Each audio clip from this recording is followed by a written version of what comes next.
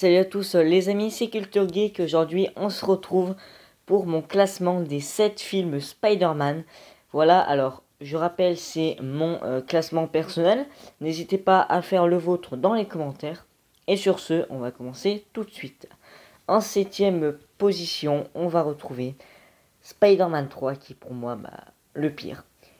Voilà, c'est dommage parce que c'est une superbe trilogie.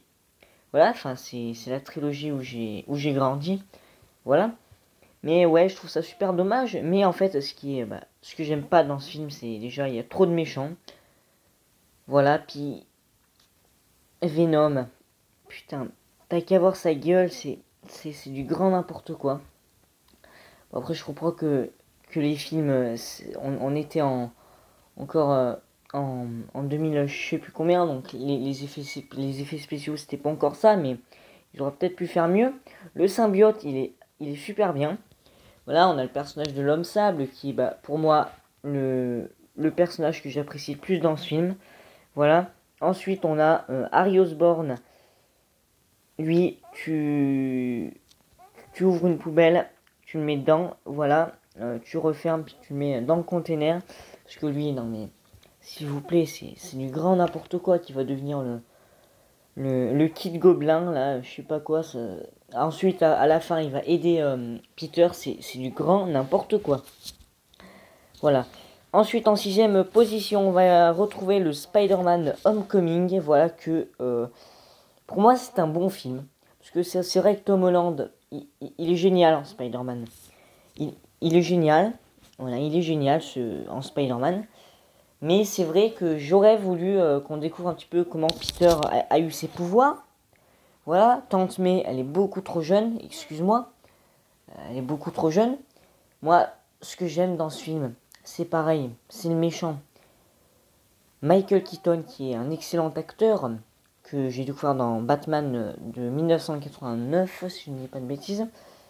Même un peu moins. Mais voilà, c'est du Michael Keaton, donc il va incarner le vautour. Le vautour, personnage que je n'aime pas du tout. Mais là, je trouve que j'ai aimé ce personnage grâce à cet acteur. Il incarne génial, voilà, il l'incarne super bien, voilà. Bon, après, c'est vrai que sa relation avec Peter, parce qu'il va découvrir que c'est Peter, voilà, c'est un criminel. Mais j'aime bien j'adore ce personnage maintenant, voilà. Puis on va peut-être retrouver d'ailleurs ce personnage dans Morbius, voilà, qui sortira en janvier 2022 ou en février, si je ne dis pas de bêtises. Mars 2022, The Batman, j'attends que ça.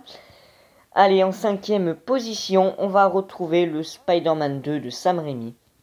Voilà. Pourquoi en 5ème position? C'est pas un film que j'accroche, tu vois. C'est pas un film que j'aime. Le Docteur Octopus qu'on va retrouver dans No Way Home, dans ce trailer, dans ce putain de trailer. Si vous n'avez pas vu ma réaction, mais je vous invite à aller la voir. Voilà, mais j'aime bien plutôt le personnage du Docteur Octopus.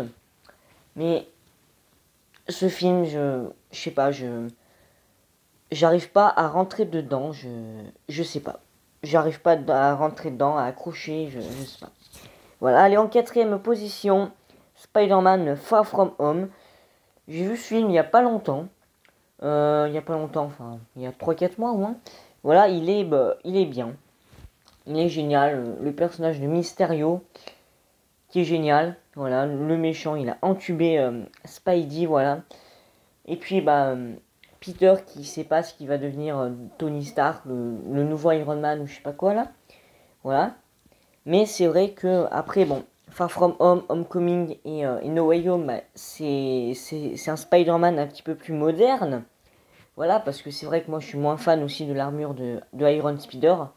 Je déteste son armure. Enfin, pour moi, Spider-Man, il doit avoir un collant bleu et rouge. Et puis c'est tout. Voilà. En 3ème position, on entre dans le top 3. Et là, je vais peut-être en faire des déçus. Voilà, c'est Spider-Man 1 de Sam Raimi. Voilà, c'est un excellent film et il se retrouve en 3ème position. Voilà, parce que c'est vrai que c'est un vieux film. c'est un vieux film, mais il est agréable à voir. Le Bouffon Vert de Willem Dafoe, incroyable. Tobey Maguire, qui est un excellent acteur, qui j'espère on va retrouver dans Spider-Man No Way Home. Apparemment aussi, il y a eu des rumeurs comme quoi il serait dans le trailer, mais on le verrait vite fait comme Matt Murdock. Voilà, mais ouais, c'est un classique pour moi, ce film.